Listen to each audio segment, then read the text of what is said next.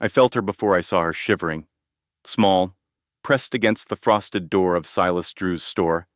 Her fingers clutched something burned, silver, a relic of a life that no longer existed. Snow crunched under my boots as I stepped closer, and for a moment, the world outside seemed impossibly quiet. She whispered, almost too softly for the wind to carry. How much? For this I could see the hunger in her eyes, the trembling that no coat could hide, the weight of months spent surviving on nothing. And yet, in that tiny gesture, there was a courage that struck deeper than any gunshot echoing across the plains. I didn't know then that the choice I made in that moment, an entire purse on a rough wooden counter, would bind my life to hers in ways I couldn't imagine. That the snow, the cold, and the silence were only the beginning. If this story touches your heart, don't forget to like, share, and subscribe. Now, let's begin. The wind came thin and sharp that morning, the kind that slipped through the seams of a coat like a quiet blade. Redwater Junction still lay half asleep under a pale Wyoming sky, its wooden storefronts rimmed with frost, its windows dim with the waiting hush of winter. A freight wagon creaked somewhere down the road, but the town itself felt hollow, like it hadn't quite woken from the cold night. Clara Wynne stood at the door of Silas Drew's general store for a long moment before pushing it open. Her fingers were stiff, knuckles white from gripping the single thing she had left in the world worth holding. The silver locket burned around one edge. The hinge bent, rested in her palm, like a small piece of her past still warm, 5 months along, with hunger pushing sharp little sparks under her ribs. She had no more strength to deny what she was about to do. A gold bell chimed when she stepped inside. The air smelled of kerosene, flour dust, and cured leather. Silas Drew glanced up from behind the counter, thin man, stiff jaw, eyes that always looked like he was measuring a person's worth in cents, not dignity. Clara kept her voice low, almost afraid the words would break before they reached him. How much for this? She set the locket on the counter as gently as one might set down a child. It gleamed faintly, a soft reminder of the life she'd once had, a husband who laughed in warm tones, a small cabin beneath cottonwoods, and mornings scented with coffee and wood smoke before the fire took it all. Silas didn't touch the locket at first, just leaned over it, squinting, pretending to evaluate. He knew. She knew he knew. Still, he let the moment drag. $1, he finally said, take it or leave it. Clara blinked.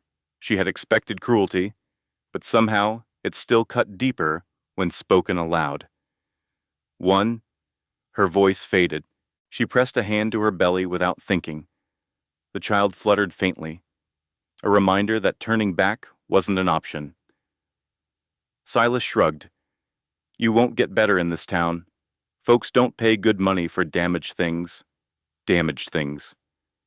She pretended not to hear the deeper meaning buried in his tone. The room felt smaller, too warm. Her vision wavered at the edges. She steadied herself on the counter, trying to breathe through the hollow ache in her stomach. 3 days without real food, not since the last potato she'd scraped from the ashes. I just need something to eat, she whispered. Anything. A loaf of bread, beans, flour. $1, Silas repeated, tapping the counter with a dry impatience. You want food, that's the price. The bell over the door jingled behind her. Boots thudded lightly across the wooden floor, steady, unhurried steps. She didn't turn. Shame kept her eyes down. Shame, and a quiet fear of being seen in this terrible moment. What's the matter here? A man's voice asked. Calm, low, carrying the softness of dust and distance. Silas straightened. A trade. None of your business. The stranger stopped just behind Clara's shoulder. She sensed him first, the faint scent of sun-worn leather, horse sweat, and cold air clinging to his coat. He stood with a kind of quiet gravity, like someone long accustomed to keeping his words tucked behind his ribs. Clara felt heat rise to her face. She tried to move aside, but her knees wobbled. Silas pushed the locket back across the counter toward her.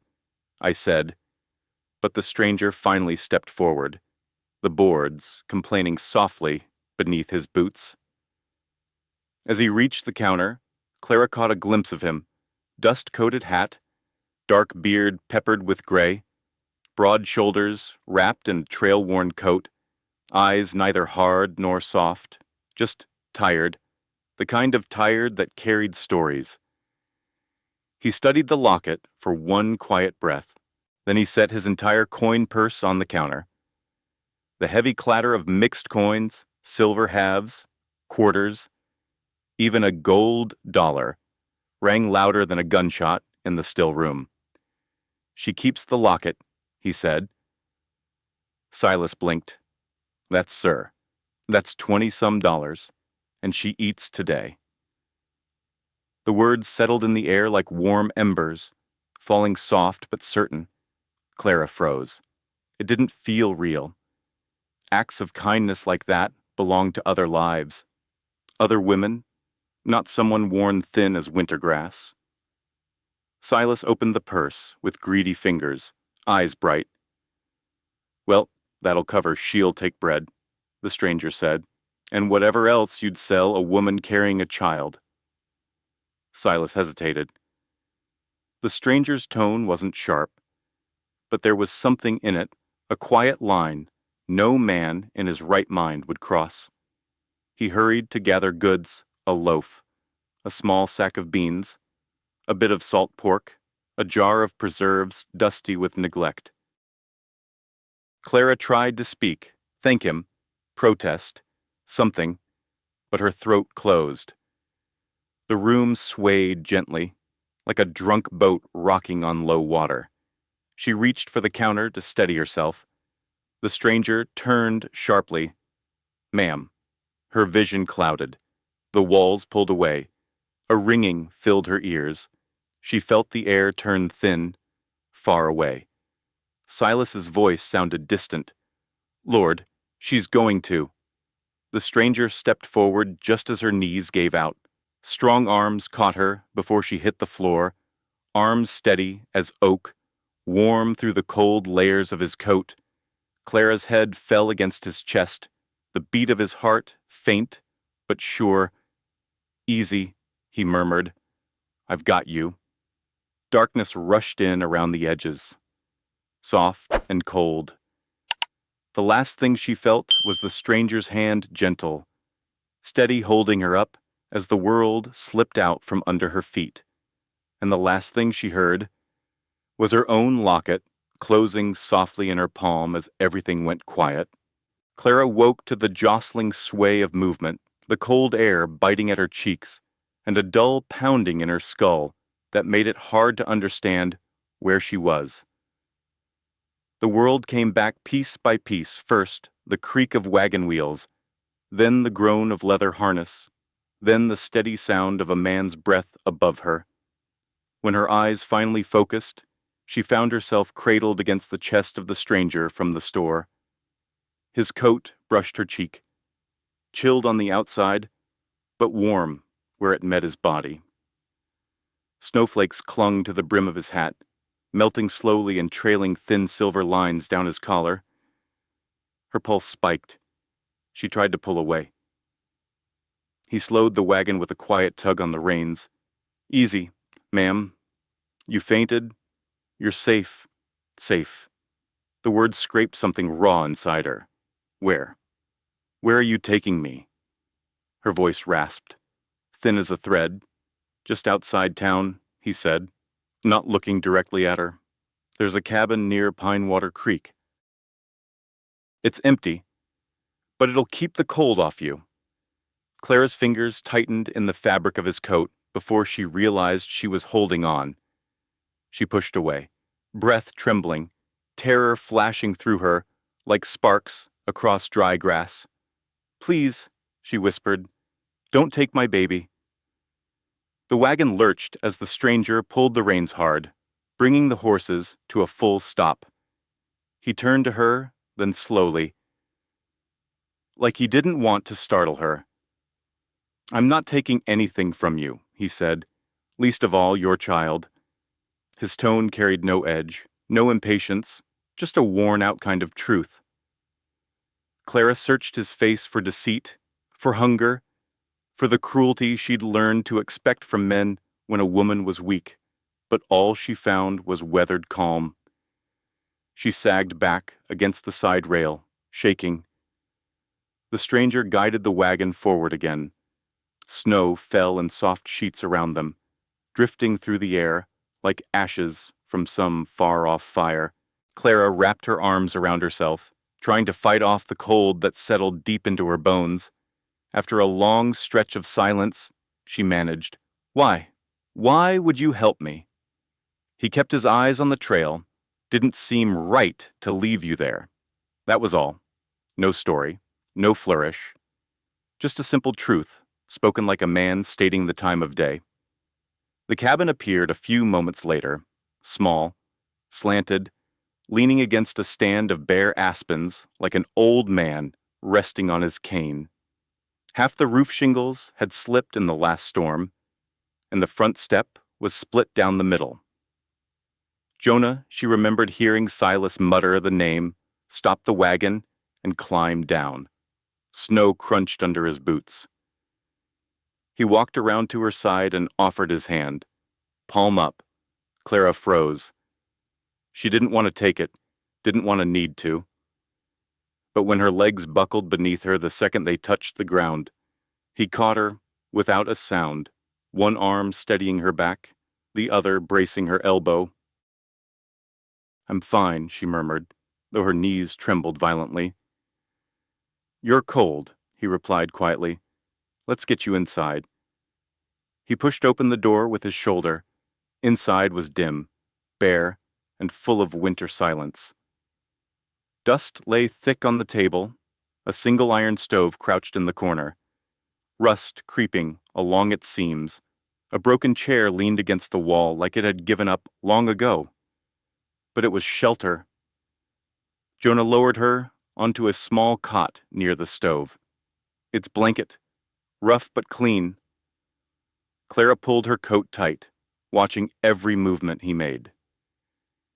He didn't come close, didn't hover. He knelt by the stove, struck a match, and lit a small pile of kindling he'd brought in from the wagon. The fire caught slow, then brightened, casting warm flickers across the cabin walls. He kept his eyes on the flames. "I'll heat some broth." He said it as if she had agreed to let him help, as if kindness didn't need permission. Clara watched him move about the cabin, measured steps, quiet hands, no sudden gestures. Everything about him felt careful, as if he knew she might bolt like a spooked mare if he moved too quickly. The broth simmered soon enough. He poured it into a tin cup and set it on the table beside her, close enough for her to reach but far enough that their hands wouldn't brush. "Drink slow," he said. "Your body won't take much at once." She lifted it with shaking fingers. The warmth seeped into her palms, then into her chest as she drank. Tears pricked the corners of her eyes, unwelcome, but unstoppable. She turned her face away, ashamed of being seen so weak. Jonah didn't comment, didn't even look. He simply adjusted the stove door and stepped back. After a few minutes, Clara cleared her throat. You didn't have to bring me here." "No," he said softly, "but leaving you wasn't an option." She couldn't understand him. Men who gave without taking were rare in this world. Rare in any world, and yet here he stood untouched by greed, untouched by expectation. just a worn cowboy with a tired gaze and a strange, unassuming gentleness. Outside, the wind pushed against the cabin walls with a low moan. The aspens tapped their bony fingers against the window frame. Clara's heartbeat quickened again. She could feel fear pressing behind her ribs. "You can take the bed," she said quietly. "I'll sleep by the fire." Jonah shook his head. "You stay put. I'll be outside." She frowned. "Outside. It's freezing. There's a lean-to on the far side. Roof holds well enough. I've slept colder." Clara opened her mouth to argue, but he was already gathering his coat. He paused by the door. "Just holler if you need anything. I'll hear you." She stared at him, bewildered. "You're really not staying in here?" He met her eyes. Then just for a moment, and she saw something steady there, a promise he didn't need to speak. "You've had enough trouble from men," he said. "I won't add to it." Then he stepped out into the snow, leaving the door to close softly behind him. Clara lay back against the cot, hands on her belly, the warmth of the broth spreading through her like a small, hesitant hope. The fire cracked once, sending sparks dancing up the stovepipe. For the first time in months, she didn't feel entirely alone. And yet, the fear still curled in her chest, whispering that this fragile peace might vanish with the next gust of Wyoming wind. The first drop hit the blanket like a cold fingertip, tapping Clara's shoulder. She stirred in the dimness, half dreaming, half aware of the wind tightening its grip outside. Another drop followed, heavier, then another until a thin, relentless patter began dripping from the rafters above her. At first, she thought she imagined it. The nights had blurred together since she'd come to the cabin, each one a little warmer than the last, thanks to the small stove Jonah kept burning through dusk and dawn. But the air tonight felt sharper, colder, like winter had shifted its weight and settled fully on the valley. One more drop fell right onto her collarbone. Clara gasped and sat upright. The blanket clung to her with a wet chill. Her breath came quick and shallow. "No. No. Please." Her hands flew to her belly. "Not tonight. Not this cold."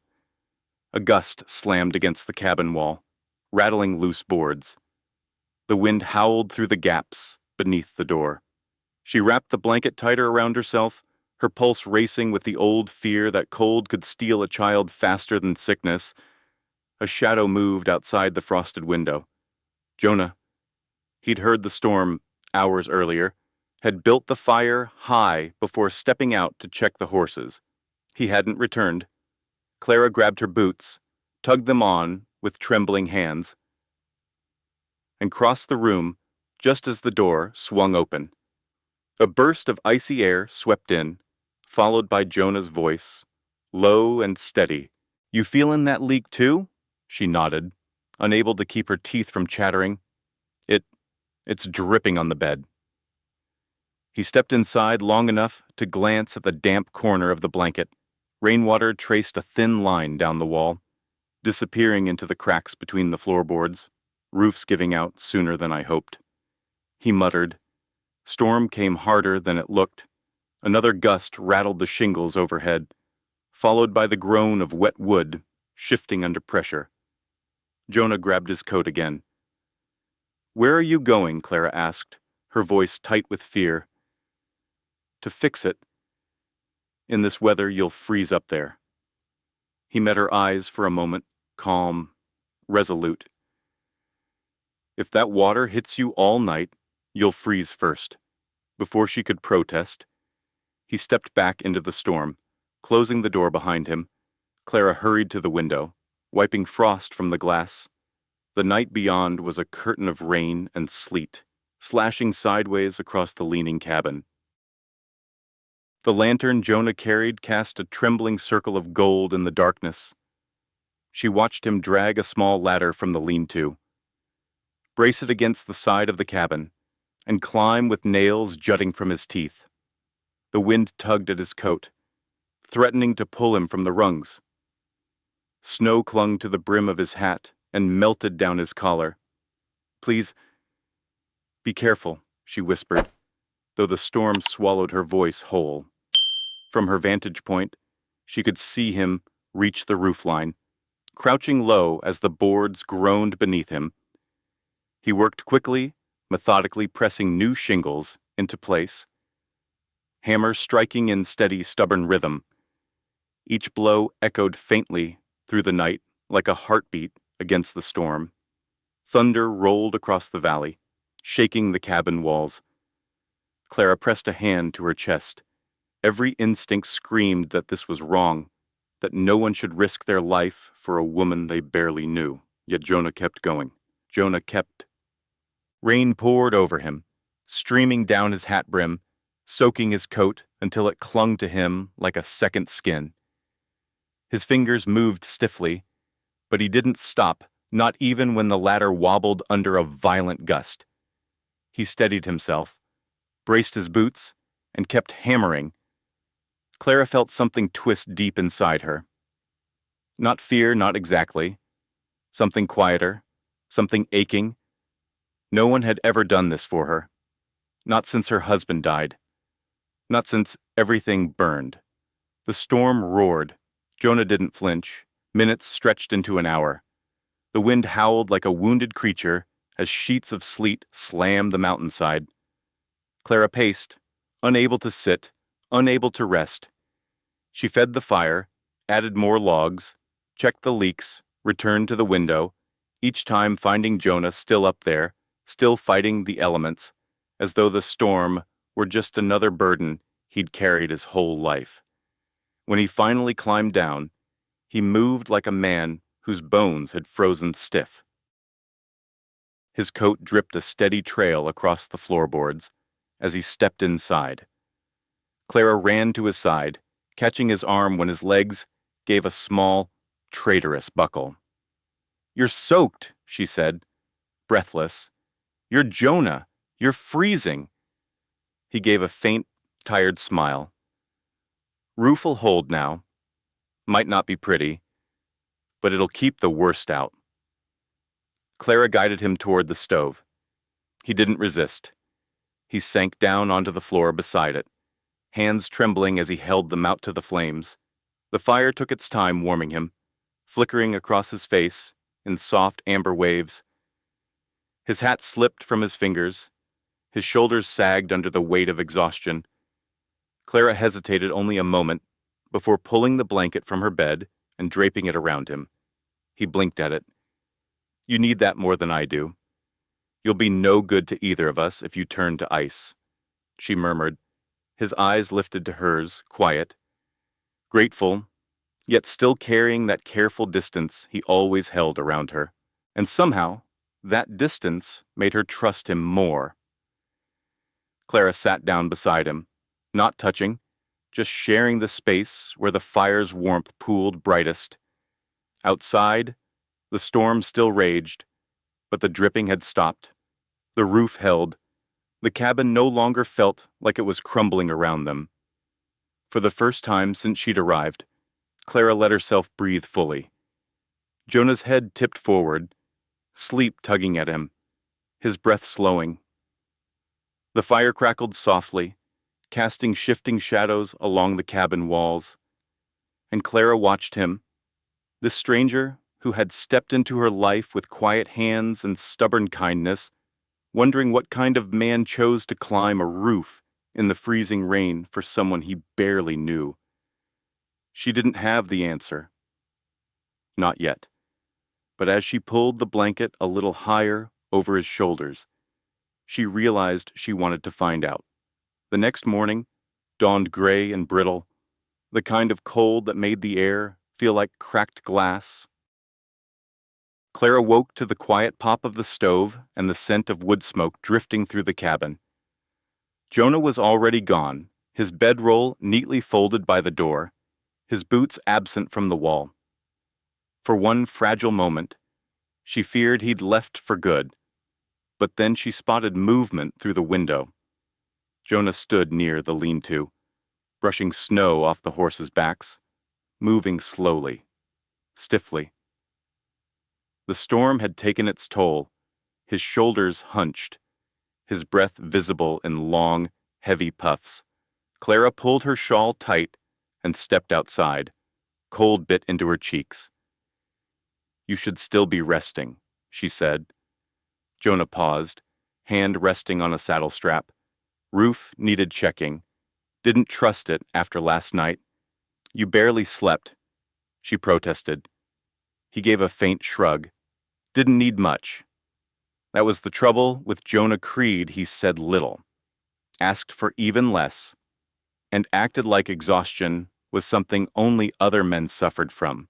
Before she could argue further, a distant crunch of hooves carried through the cold air. Jonah's hand moved instinctively toward his coat, where Clara knew he kept a revolver tucked inside, not in threat, but in habit. A man who'd lived too long on the edges of trouble didn't greet sound without caution.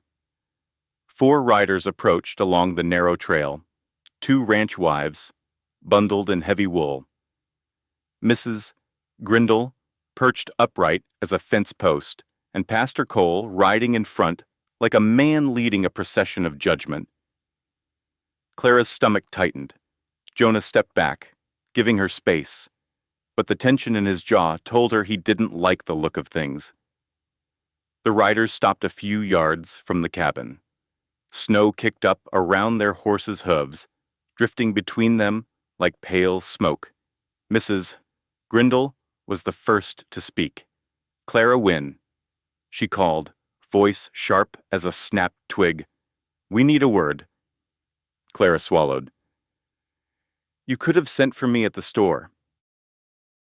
"We thought it best to come ourselves," Pastor Cole said, sliding down from his horse with practiced authority. "Matters like this need a proper eye on them." Jonah stiffened, but remained silent. The ranch wives exchanged glances, tight, uncomfortable. They hadn't come to offer kindness. They'd come to witness whatever scolding was about to be delivered. Clara glanced back at Jonah. "Go inside," she whispered. He didn't move. "I'll stay close." She stepped forward anyway, meeting the group halfway, the hem of her dress brushing thin snow. "What is it you're wanting, Mrs.?" Grindle narrowed her eyes. "Rumors travel fast, Clara. Folks are saying you've taken up residence with a strange man. A man with no history here and no good reason for being around a woman in your state." Clara felt heat rise to her cheeks. "It isn't like that." Pastor Cole folded his hands behind his back. "Appearances matter. A widow, with child, living alone with a drifter that raises questions and concern. One might call it unseemly." One ranch wife muttered. The other whispered, "My husband says that man's been in trouble before. Says he's got a past." Jonah's breath hitched. Though quietly, Clara heard it, felt it. "Mrs. Grindle leaned forward in her saddle. "Is it true? Are you living under the same roof?" Clara swallowed. She could lie. She could protect herself with silence. But not after last night. Not after watching Jonah fight the storm for her sake. "He saved my life," she said, voice steadying, "and he hasn't taken a thing from me." The words hung there, plain, honest, unvarnished. One ranch wife shifted uneasily. The other looked away. Pastor Cole didn't soften. "Even so, propriety must be upheld. A woman in your position, my position." Clara cut in. "Starving alone. Freezing in an empty cabin." She gestured toward the weather-beaten roof Jonah had nearly died repairing. "Would you prefer? I'd stayed in the snow and waited for the Lord to take me, Mrs. Grindle's mouth tightened. "We're not saying you should have died, only that you ought to consider the reputation of the community." "Reputation won't feed a child," Clara said coldly. A long silence followed, Wind rustled the aspens. The horses snorted steam. Finally, Pastor Cole placed his boot back in the stirrup. We've said our part. The rest is between you and the Lord. Mrs. Grindle clicked her tongue, and the group turned their horses. Snow kicked up behind them as they rode back toward Redwater, leaving Clara standing alone in the clearing. She exhaled, shakily. Behind her, Jonah said, didn't mean to bring trouble to your door. Clara turned. He stood with his hat in his hands, eyes lowered, shame carving deep lines across his face. You didn't, she said softly. Maybe I should head out, he murmured. Find work somewhere else. You'd have fewer eyes on you that way. A jolt of fear shot through her, not sharp, but deep, like the slow crack of river ice. No, she said. You leaving won't stop them talking. It'll only prove them right. He hesitated, uncertainty flickering across his expression like a shadow from the fire.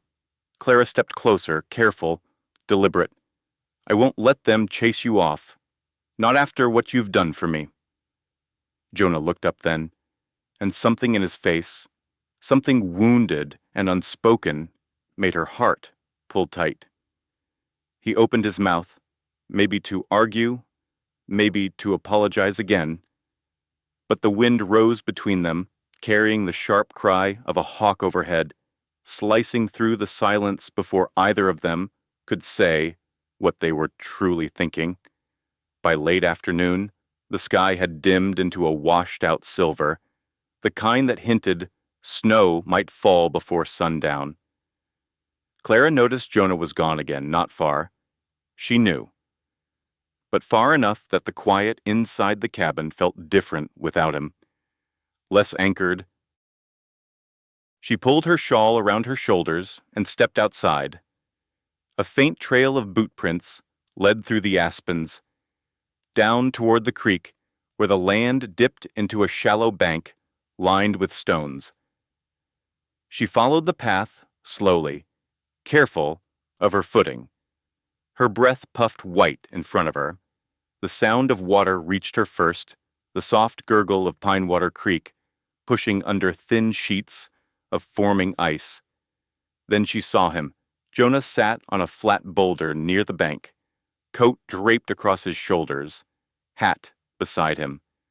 A hunting knife lay across his knee, and he drew a small whetstone down its edge in long, even strokes.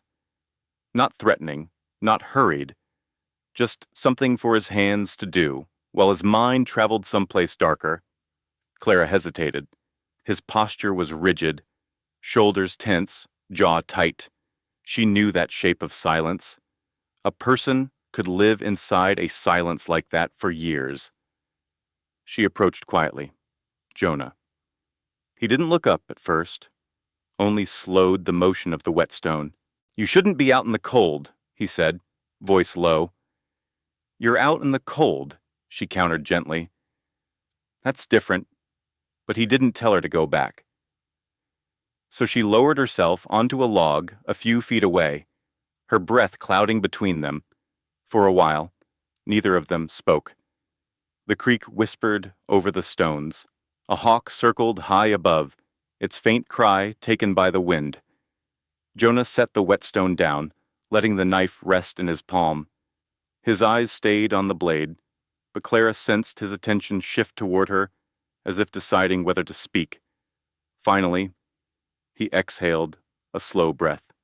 You asked me yesterday why I helped you? She waited. He rubbed his thumb over the spine of the knife. Truth is, I saw something I recognized. Clara tilted her head.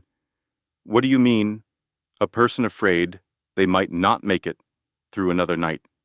He said quietly. I know that look too well. The wind stirred through the bare branches, brushing thin shadows across his face. I wasn't always drifting, he said. Used to wear a blue coat, cavalry scout. Clara's breath caught. The army. She'd met enough soldiers in her life, some good, some broken, some carrying ghosts they never admitted aloud. Jonah continued, his voice roughening. We were escorting a wagon train, families moving west. The captain pushed us too hard, wanted to cross the ridge before a storm hit. I told him it wasn't safe, told him the trail was bad, that the ridge wouldn't hold if the wind rose. His jaw tightened. He ignored me. Clara didn't move. She barely breathed. Jonah shook his head slowly. I should have done more. Should have pushed harder. Should have pulled those wagons back myself if I had to. But I didn't. His fingers clenched around the knife handle. The storm came early. Landslide took half the train. Families, children. A long silence settled between them, soft but heavy, like snow piling on a roof. After that, he said, voice fraying, the captain lied to cover himself, said it was the weather, said no one could have known. He looked down at his hands, but I knew. And I didn't stop it. Clara's throat tightened. I deserted 2 days later. Jonah went on, walked away from everything. Figured if I wasn't meant to protect folks, I had no right wearing the uniform. He set the knife aside, letting it fall on the rock with a muted clink. I've been running ever since. Work a job, ride on, sleep where I can, try to keep to myself, try not to get close to people I might fail again. Clara felt her breath shake. She looked at him, really looked, and for the first time, she saw the depth of what he carried behind those quiet eyes. A man crushed under the weight of a mistake he'd never forgiven himself for. He turned his gaze to the creek, watching the water slip under the thin glaze of ice. So when I saw you at the store, so cold, so hungry, I don't know. Something in me just wouldn't let me walk out. Clara swallowed. Jonah, you saved me. He didn't answer. She leaned forward slightly. You're saving this child. Still nothing. His shoulders stayed rigid, as if bracing for words that might cut deeper. She let the silence sit for a moment, choosing her next words with care. That counts, she whispered. More than what you ran from. Jonah's jaw worked, but no sound came out. He looked away sharply, blinking against something that wasn't the wind. Clara wanted to reach out, just place her hand on his arm, offer a small piece of comfort, but she held herself still. Trust needed time and gentleness. The creek murmured on, unfazed by the heaviness hanging over them. Jonah cleared his throat, though the sound wasn't steady. Your child deserves a better man than one who deserts his post. Clara felt her heart twist. My child deserves a man who won't walk away when things are hard. Jonah let out a bitter breath, almost a laugh, but not quite. He wiped a hand over his face, dragging away the dampness clinging to the corner of his eye. I'm not sure I can be that, he admitted. Clara studied him, her voice soft. You already are.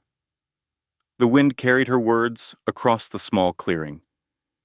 Jonah stared at the ground, as if her belief in him was somehow heavier than all the guilt he'd carried. He finally stood, slipping the knife back into its sheath. Shoulders still bowed beneath old ghosts. Storm's coming again, he said. We'd best head back. As he moved past her, Clara rose slowly, one hand resting on her belly. The baby kicked faint, but certain.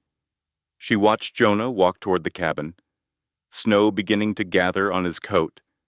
For the first time, she wondered if the thing weighing him down wasn't the memory of what he'd done, but the fear that, given another chance, he might lose someone again.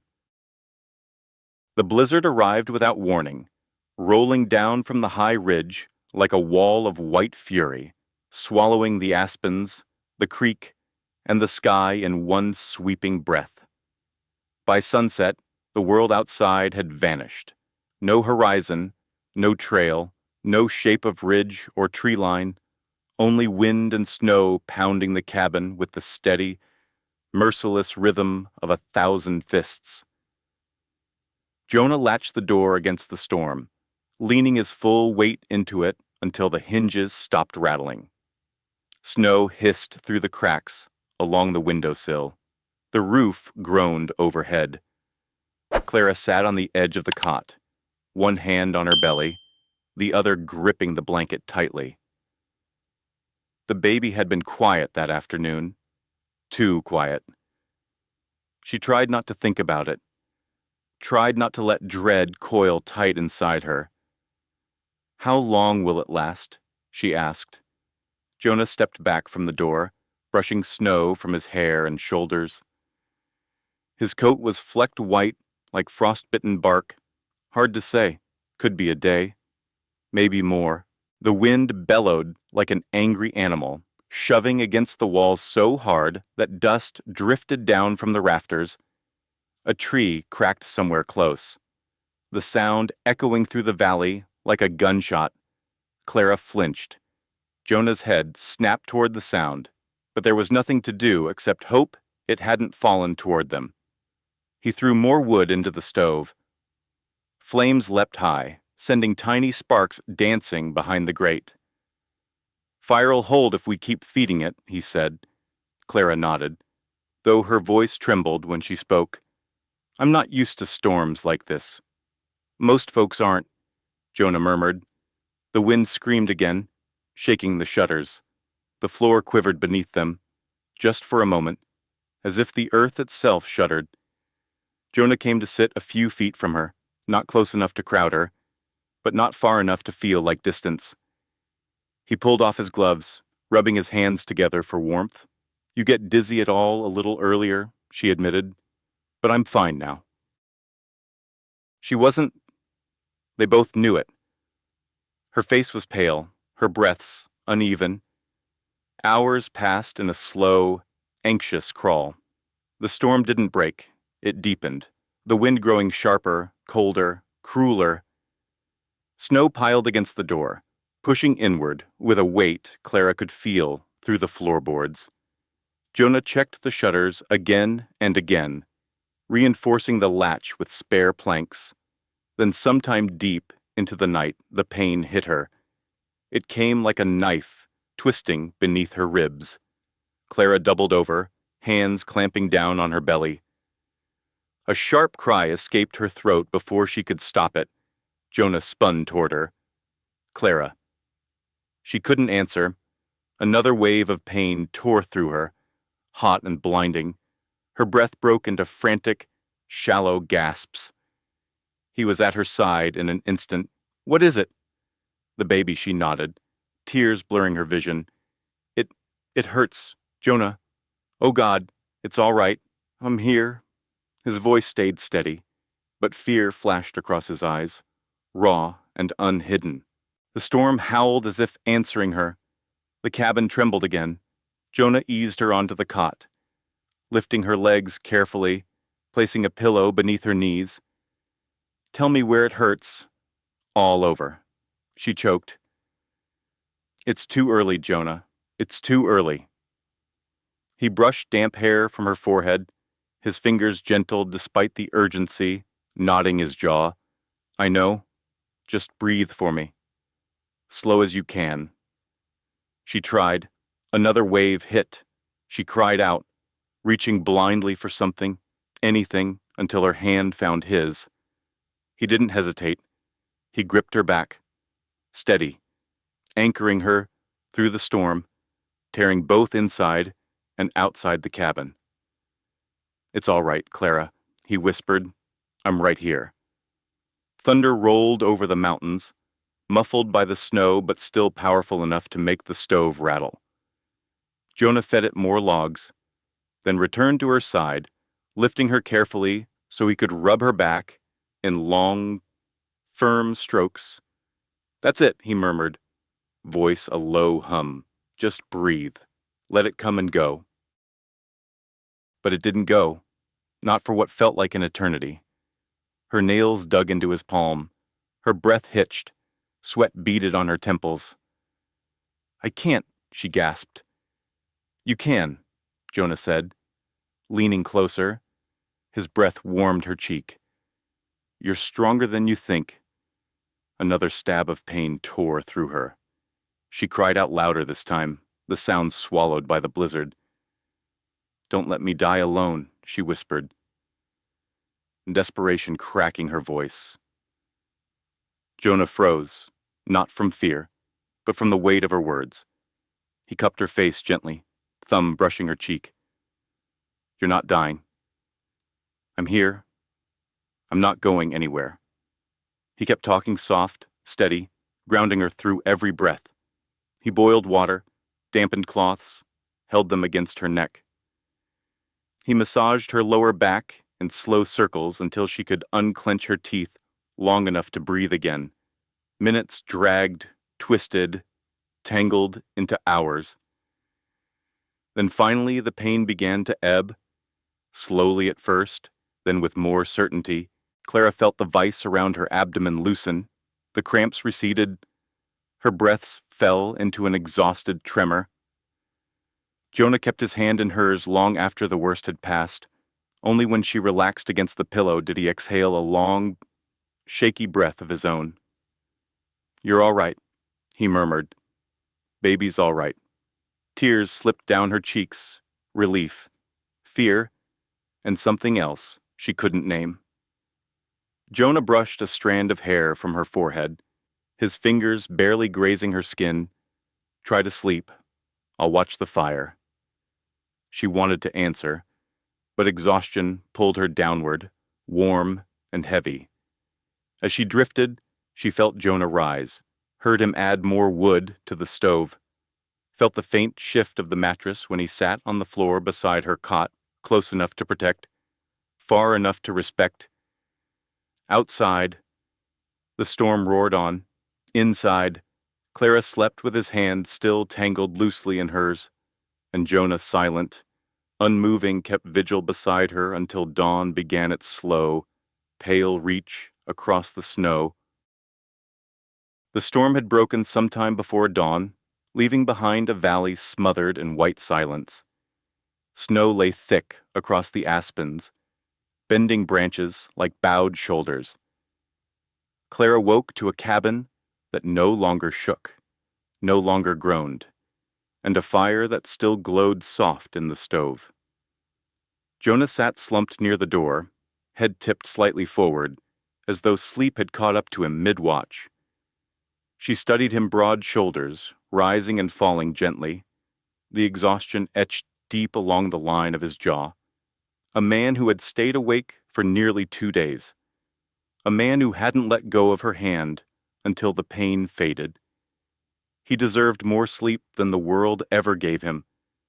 But supplies were running low flour, wood, even lamp oil. Clara knew she couldn't avoid town forever, not after everything Jonah had done to keep her alive. She dressed quietly and wrapped her shawl around her shoulders. Jonah stirred as she reached for the door. "You heading into Redwater?" he asked, voice rough from the long night. "I won't be long," she answered, "just enough to keep us through the week." "Take the bay mare," he said, rising stiffly to his feet. "She handles snow better." Clara hesitated. "You should rest." He shook his head. "I'll rest when you're back." There was no arguing with that tone soft, but final. Clara saddled the mare and left the cabin behind, the horse's hooves crunching through the thick snow. The sky was pale blue now, washed clean by the storm, but cold still gnawed at her fingers and toes. Redwater Junction came into view slowly, first the grain mill, then the chapel steeple, then the long row of storefronts with their snow-heavy roofs. Smoke curled from chimneys, mixing with the hush that always followed a blizzard. At first, Clara thought the street looked empty. Then she realized people were there just still, watching. Mrs. Grindle stood outside the mercantile, arms folded tight, eyes sharp. Two ranch hands paused their work unloading crates. A trio of women near the dress shop lowered their voices the moment Clara stepped off the mare.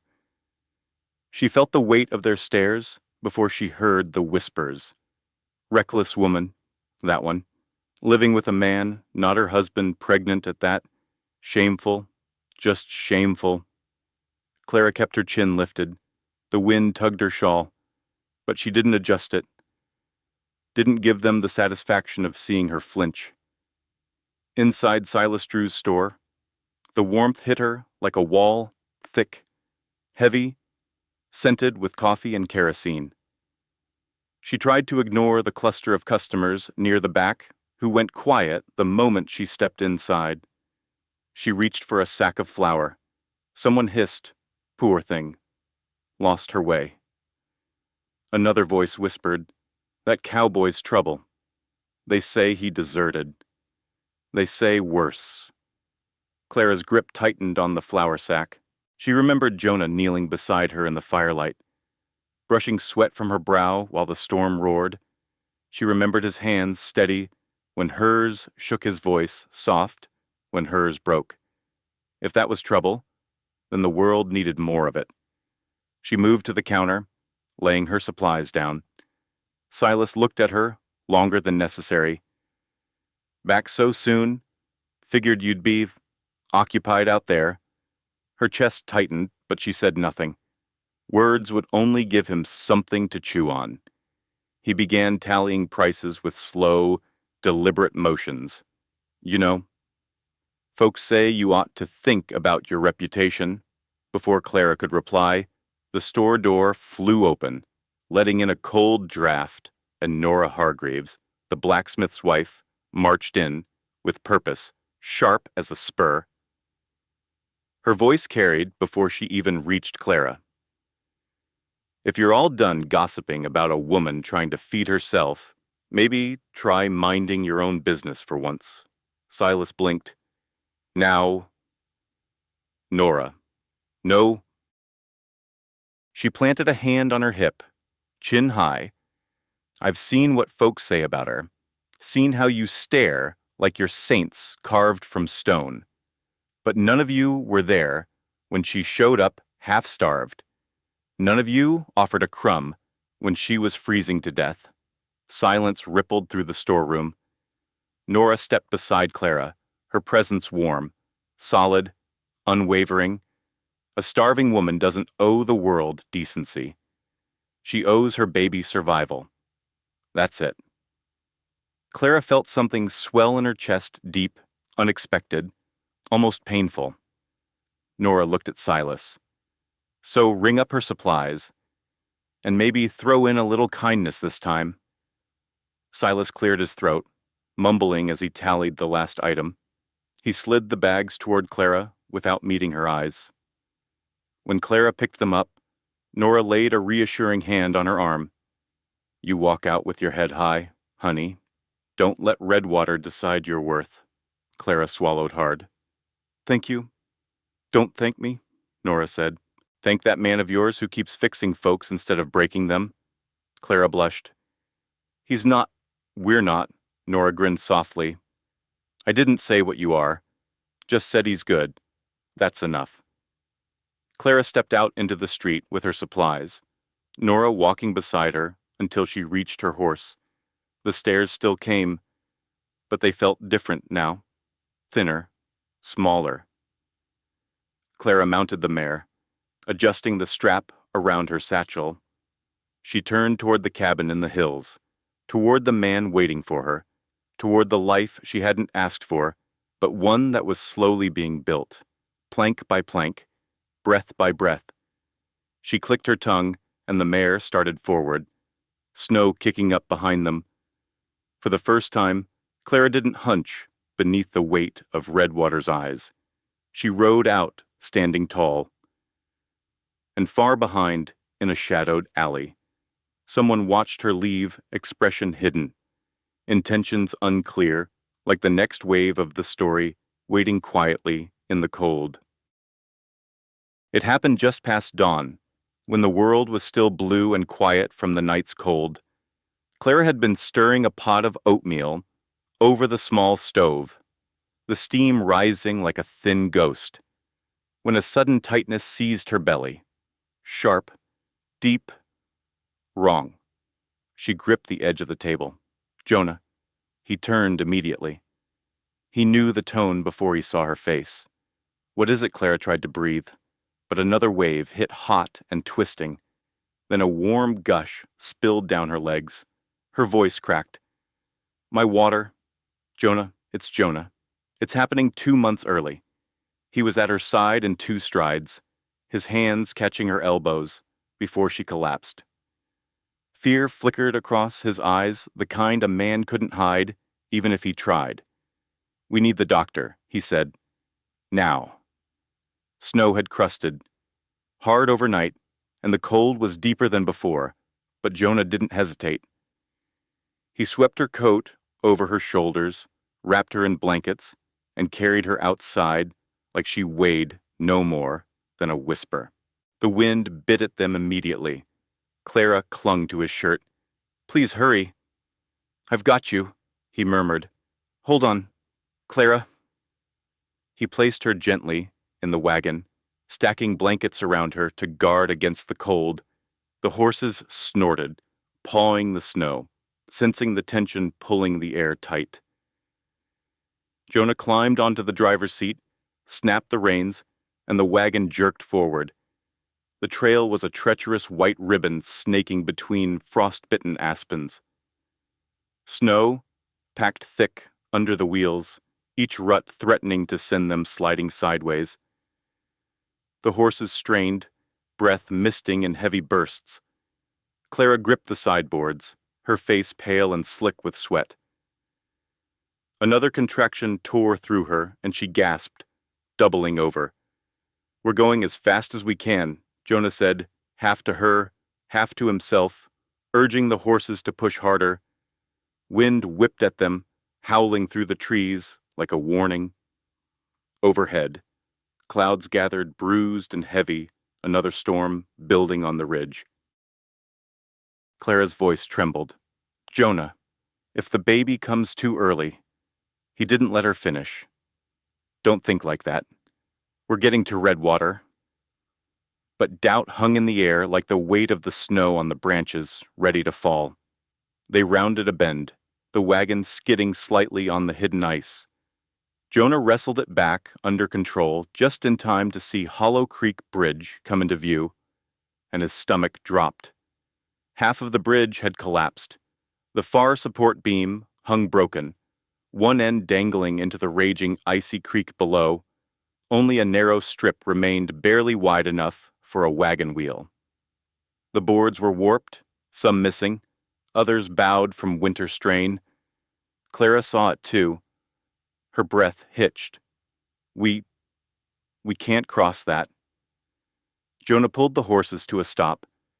The wagon rocked gently, the wheels sinking into the snow. He climbed down, boots crunching harshly, and walked to the bridge's edge. One wrong move, one rotten board, they'd fall straight into the ravine. Behind him, Clara cried out again, a deep, wrenching sound that cut him to the bone.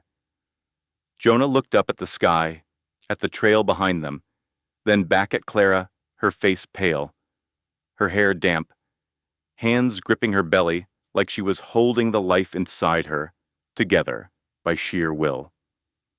They didn't have time to turn back. He strode to the wagon, voice firm. We're crossing, Clara's eyes widened. Jonah, we don't have another choice.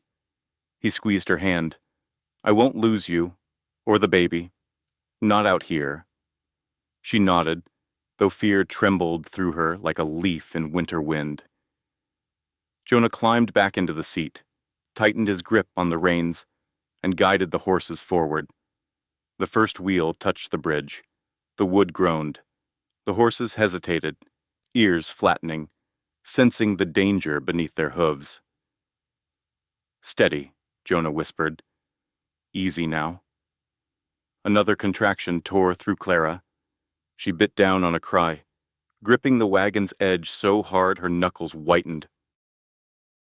Jonah flicked the reins. The horses stepped forward. The bridge creaked. Snow trickled down from the beams above. The wagon shifted left too far, and Jonah jerked the reins to correct. The right wheel slid, catching on a broken plank with a violent jolt. The entire wagon tilted. Clara screamed. Jonah braced his boot against the side rail, grabbing the seat post with one hand and the reins with the other. Hold on. The world seemed to tilt sideways. The ravine yawned beneath them, white, cold, deadly. Jonah threw his weight toward Clara's side, forcing the wagon back toward center. His shoulder slammed against the rail with a sickening crunch. Pain flashed across his face, raw and sharp, but he didn't let go. With a final lurch, the wheel caught a solid plank, and the wagon leveled again. Jonah sucked in a breath, one filled with pain, but kept the horses moving. Each footstep thudded through the weak boards, every second stretching long and thin as wire, but step by step, inch by inch, they made it to the other side. When the wagon rolled onto solid ground, Jonah pulled the horses to a stop and sagged forward, gripping his shoulder with a quiet groan. Clara reached for him. "Jonah, you're hurt." "Doesn't matter," he said, breath shaking. "We're through. That's what matters." Another contraction hit her worse than before. She cried out, and Jonah forced himself upright, gritting against the pain. "Hold on, Clara. Redwater's just up the trail." He snapped the reins again, and the horses surged forward, leaving the broken bridge behind. The wind continued to howl across the canyon, chasing them toward the uncertain promise of help and whatever awaited them next. Redwater's lone doctor, Eli Warren, hadn't slept more than a few hours a night since winter swept in. His clinic, 2 small rooms above the apothecary, smelled of camphor and old wood, with shelves crowded by tin jars and bandages folded by candlelight. It wasn't much, barely more than a converted attic, but it was the closest thing to hope for miles. Jonah carried Clara up the narrow staircase in his arms, each step sending shocks of pain through his injured shoulder, but he never faltered. Snow melted from his coat and dripped onto the wooden steps, marking their path like a trail of urgency. "Doctor?" Warren met them at the top landing. One look at Clara, her pale face, her soaked skirts, the way her head lolled against Jonah's chest was enough. "Lay her here," he said, pointing to the narrow bed. Quickly, Jonah lowered her gently, brushing damp hair from her forehead. Clara didn't stir. Her breaths came thin and rattling, her lips nearly colorless. "What happened?" the doctor asked, pulling supplies from a drawer. "Early labor," Jonah said. "Too early." And the bridge. He couldn't finish. The memory of the ravine, of the wagon tilting, while Clara screamed, twisted hard inside him. "Doctor," Warren pressed his hand lightly on Clara's belly. His jaw tightened. "She's losing blood." "Too much." Jonah's heart dropped into his boots. "Can you save her?" he asked, voice barely more than a breath. The doctor didn't answer right away. He met Jonah's eyes, tired, grim, but honest. "I'm not sure she'll make it." Those words hollowed the room. Jonah felt them like a physical blow. Clara gave a faint, unconscious moan. Jonah moved closer, his hands hovering helplessly over hers. "Clara," he whispered, "stay with us. Please." The doctor worked fast, water boiling on the stove, clean linens laid out, instruments glinting under oil lamplight. Outside, the wind had died, leaving the quiet of snow settling on rooftops. Hours blurred. Clara drifted in and out, her breaths shallow, her skin cold despite the blankets layered over her. Jonah stayed by her side, refusing to move except when Dr. Warren needed space. He sat in a small wooden chair, elbows on his knees, staring at her as though willing her to stay alive. He had no prayers left in him, hadn't for years, but he found himself whispering anyway, "Don't go. Don't leave me to face the world without you." The words surprised him, but they were true. Somewhere between the night on the roof, the blizzard, and the bridge, Clara had become more than a stranger. He'd helped out of guilt. Her courage, her softness, her stubborn will, he felt them stitched into the fabric of himself now. Sometime deep into the night, Clara's breathing hitched. The doctor pressed his ear to her chest, then straightened. "It's time," he said quietly. Jonah stood so quickly, the chair nearly toppled. "Time. The baby needs to come now, whether she's ready or not." Clara moaned again, body trembling. "Doctor..." Warren worked with practiced hands, murmuring reassurance, even though Clara couldn't hear him. Jonah held her hand, his thumb brushing her knuckles, grounding her through the pain, even if she wasn't conscious enough to feel it. Minutes stretched, twisted, became something long and fragile. Then finally, a thin cry pierced the silence. A baby's cry. High, weak, but alive. Jonah's breath caught. "Doctor..." Warren lifted a tiny form, no larger than 2 hands, cupped together, wrapped in a wool cloth. The baby's skin was pale, her limbs trembling with the effort of life. But her cry echoed again, louder this time. She made it. The doctor whispered, "She's early. But she's fighting." Jonah didn't realize he'd been holding his breath until it escaped him in a shudder. Then, just as quickly, his joy tangled with fear. And Clara, the doctor's smile faded. "She's not responding yet. Blood loss can do that. She needs rest, needs her strength back. All we can do is wait." Jonah sat beside her again, taking her hand carefully as though it might crumble. Hours passed long. Quiet hours marked only by the small squeaks of the baby breathing in her basket and the slow ticking of the doctor's pocket watch. Snow slid from the roof outside, thumping softly like the heartbeat of the town. Eventually, Clara stirred. It wasn't much a twitch of her fingers against Jonah's palm, but it felt like the sun breaking through a winter sky. He leaned forward. "Clara, Clara. Can you hear me?" Her eyelids fluttered, then lifted slowly. Her gaze wandered the room before settling on him, confused, tired, but alive. Jonah swallowed hard. "You're safe. Both of you are safe. Both." Her voice was barely a whisper. The doctor stepped forward, carrying the tiny bundle. "Your daughter," he said gently. "Small, but strong." He placed the baby into Clara's trembling arms. Clara looked down, her breath catching on a half-sob, half-laugh of disbelief. The child squirmed, a soft little sound escaping her lips. Clara's eyes filled. She's real."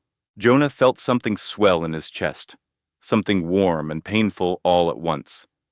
Clara brushed one finger along the baby's cheek, her voice trembling.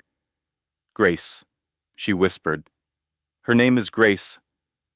The doctor nodded. "A fitting name." Clara looked up at Jonah, exhaustion softening her features. "Because the world tried to end us," she murmured, "and still we're here."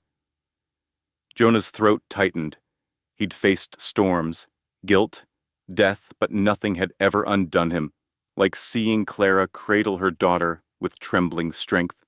She closed her eyes, holding Grace close, and Jonah sat beside them, silent, steady, overwhelmed by a feeling he hadn't let himself imagine in years. Snow kept falling outside, but inside that small room above the apothecary, something new began, something fragile, something worth fighting for. Redwater Junction had never felt so still. The day after Grace's birth, snow gleamed across the rooftops like a clean sheet laid over the whole town. The wind had softened, the valley unusually quiet, as though the storm that nearly took Clara's life had exhausted even the sky. Inside Dr. Warren's clinic, Clara slept, curled around her daughter, her breath slow and even, her fingers lightly resting on Grace's tiny back. Jonah sat against the wall near the stove, eyes half closed, the lingering ache in his shoulder, pulsing like an old clock. But he didn't allow himself to sleep, not fully, not while Clara was still weak. The stairs creaked. Jonah's eyes opened at once. Dr. Warren appeared in the doorway, his expression oddly tight. "Jonah, someone's here to see Clara." Jonah stood. Who before the doctor could answer, a heavy footstep sounded behind him. A tall, broad-shouldered man stepped into the doorway, coat dusted with snow, hat held in one hand, face weathered but sharp with purpose. His eyes landed on Clara, on the sleeping baby in her arms, and Jonah saw something flicker in them: recognition, disbelief, grief. Then the stranger spoke. "My name is Samuel Wynne," he said quietly. "Clara is my brother's widow." Jonah's spine stiffened. Samuel walked farther into the room, boots thudding against the floorboards. He stopped at the foot of the bed, staring at Clara with a mixture of sorrow and something far colder. "I thought she died," he murmured. "Last word we got was that the fire took everything. I thought—" He swallowed. "I thought the baby died with her." Grace squirmed in her mother's arms, a soft, tiny sound filling the room. Samuel's eyes widened. "So it's true." Clara stirred at the sound of another voice. Her eyelids fluttered. She blinked, dazed, then froze when she saw the man standing beside her bed. "Samuel," she whispered. He nodded once. "I rode 2 states tracking rumors. They said a woman who looked like you was seen heading west. I had to know." Clara struggled to sit up straighter, clutching Grace closer to her chest. "Why are you here?" Samuel took a breath. "Because my brother's child shouldn't be raised out in the wilderness, not by a woman still recovering." And not his gaze, cut to Jonah, sharp as a blade, with a fugitive at her side. Jonah stepped forward instinctively. "That's not Samuel," raised a hand. "I know about you, Creed. The Army's been looking for a deserter who fits your description. You made it a long way, but trouble doesn't stay dead." Clara's heart slammed against her ribs. Jonah felt the words hit him like ice water, but he didn't flinch. Samuel's jaw tightened. "Clara, the baby is Wyatt's blood, my brother's blood. She should be raised properly with family." Clara's breath broke. You came to take her. I came to do what's right," he said. A tremor went through Clara, so visible it shook the blankets. All the strength she had gained, the courage, hard won through storms and judgment and near death, seemed to falter beneath the weight of older wounds. Wounds filled with years of being told she didn't know what was proper, what was respectable, what was expected of a woman like her. "I can't lose her," Clara whispered, voice cracking. "Samuel, she's all I have." Samuel's expression softened for only a heartbeat, but the hardness returned. "I'm not trying to hurt you, Clara, but you're barely standing on your feet. You nearly died yesterday. And that man," he pointed at Jonah, "cannot be trusted with an infant." Jonah stepped closer, slow, deliberate. "You don't know a damn thing about me. I know enough." "No," Jonah said, voice low but steady. "You know what you heard." Samuel's eyes narrowed. "Did you desert?" Clara turned sharply to Jonah, pain and fear flashing across her face. Jonah didn't look away. "Yes, I did," Samuel scoffed.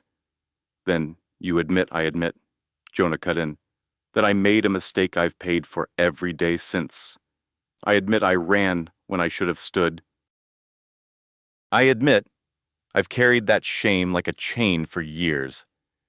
He stepped between Samuel and the bed, shoulders squared, despite the pain radiating from his injured arm. But don't you dare stand there and say, I don't care about that child, or her mother. I've watched over them through storms, hunger, pain you haven't seen and don't understand. Samuel's jaw clenched. Jonah's voice dropped to something deeper, something truer. A father isn't the man who shares blood. A father is the man who stays. The room fell silent cold, heavy, thick with meaning. Clara pressed a trembling hand to her mouth.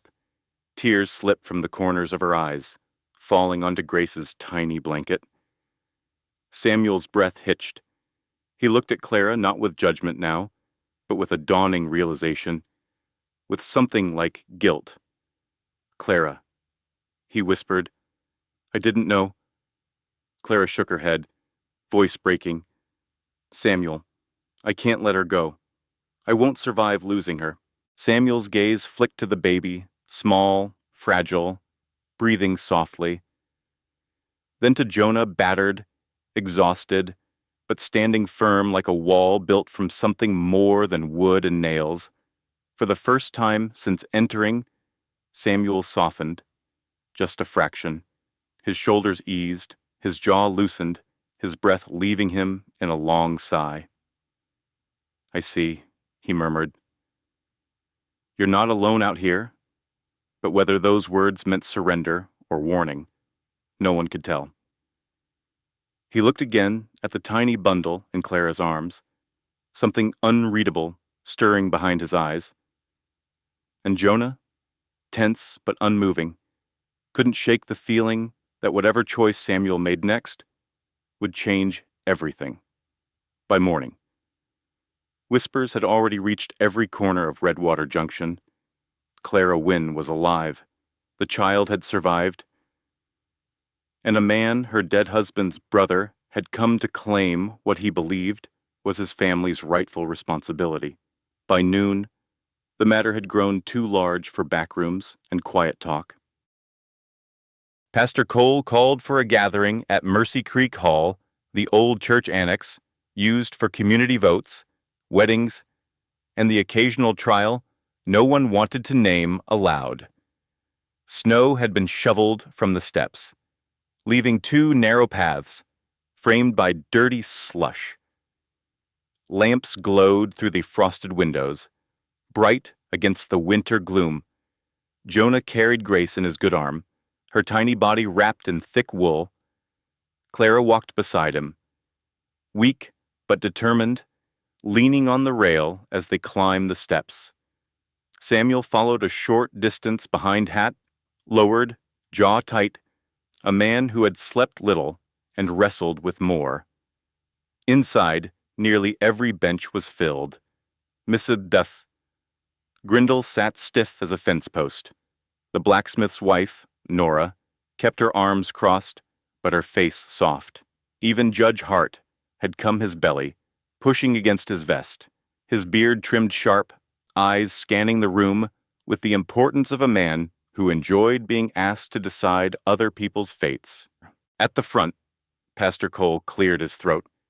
We are gathered to discuss the future of an infant born into uncertainty, he began, and the welfare of one of our own. Clara tightened her grip on the bench.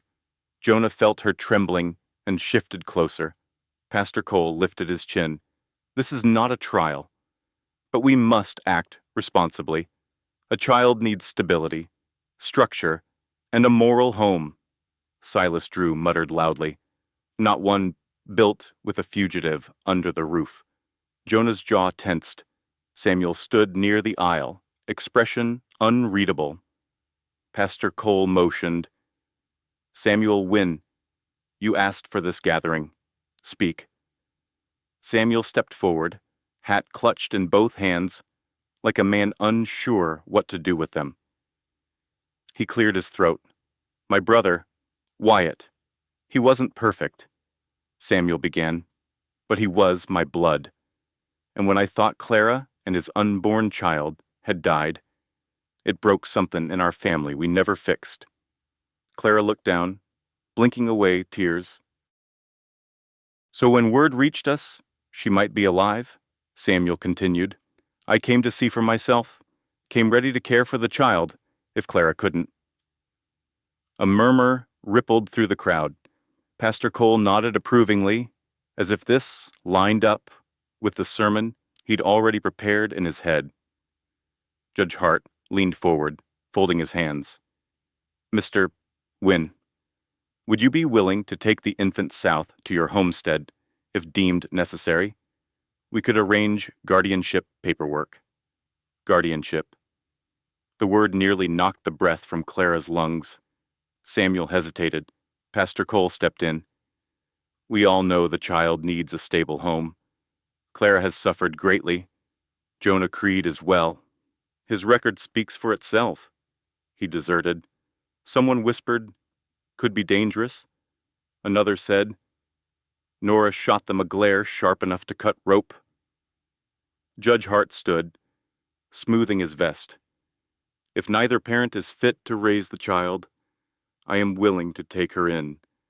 My wife and I have no children. We could give her a proper upbringing. Clara gasped. Jonah's hand tightened around Grace protectively. But the judge wasn't finished. In fact, that might be the most appropriate course. Neutral, lawful, and best for the child. Clara forced herself upright. She is my daughter. Miss Wynne, the judge said gently, you are weak, homeless, dependent on a man who cannot offer legal protection. We must consider what is best. What's best? Nora interrupted. Is not taking a baby from her mother? The room stirred. Pastor Cole raised his voice. We must vote. It is God's house. We must act in God's order. Samuel pressed his tongue to the inside of his cheek, thinking, weighing, hurting. Pastor Cole looked at him expectantly. Mr. Wynne, you may decide your claim before the vote. Do you insist the child belongs with your family? All eyes turned to him. Samuel inhaled deeply, his gaze moving from Clara frail but fierce to Jonah, who stood steady despite the pain in his shoulder. Then he looked at Grace, swaddled and sleeping, her little breaths soft as snowfall. He closed his eyes. When he opened them, something had changed. I came to take a child, he said. Silence swallowed the room. Samuel looked at Jonah. Really looked, and his voice softened. But instead, I found a family. A hush fell so complete, even the stove seemed to stop crackling. Samuel stepped toward Clara. You survived more than most folks could bear. And he nodded toward Jonah. He stayed when staying meant trouble. Jonah blinked, startled. Samuel reached inside his coat and pulled out something small, wrapped in cloth. He placed it gently into Clara's hand. Her breath caught. The silver locket once burned, once bartered, once nearly lost, now restored, polished. The hinge repaired. I had it fixed, Samuel said quietly. Figured if I found you, you ought to have it again. Clara pressed the locket to her chest, tears slipping silently down her cheeks. Samuel turned to Pastor Cole and Judge Hart. His voice grew firm. I withdraw any claim on the child. She stays with her mother. Judge Hart frowned, and the cowboy Samuel looked at Jonah. And for the first time since arriving, a faint scrap of respect flickered in his eyes. That ain't my say, Samuel replied. But a man who crosses a broken bridge in a storm to save a woman and a baby don't seem like danger to me. Jonah's breath shuddered. Out. Not relief. Not yet. But something close. Pastor Cole sputtered. We still must. No, Samuel said simply. You don't. He walked back to Clara and rested a gentle hand on her shoulder. "I'm sorry for the hurt," I added. "Truly." Clara clasped his hand. "Thank you for letting us stay whole." Samuel nodded, turned, and walked out of Mercy Creek Hall without another word, leaving behind a room full of people suddenly uncertain where they stood.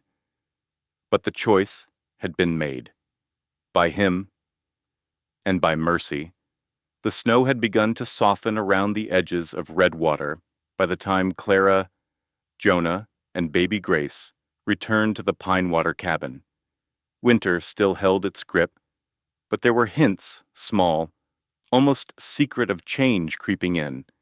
A trickle of running water beneath the ice near the creek, a patch of dark earth showing through the snowbank along the north wall, a hawk circling lower, riding a gentler wind. Spring wasn't here yet, but it was coming. Clara rested in the rocker near the stove, Grace tucked against her chest, sleeping in the warm rhythm of her mother's heartbeat. Jonah had made the fire strong before the doctor let them return home, strong enough to chase out the cold, strong enough to settle Clara's nerves after all she'd endured. Jonah moved quietly around the cabin, checking the roof patches, securing shutters, laying out extra blankets.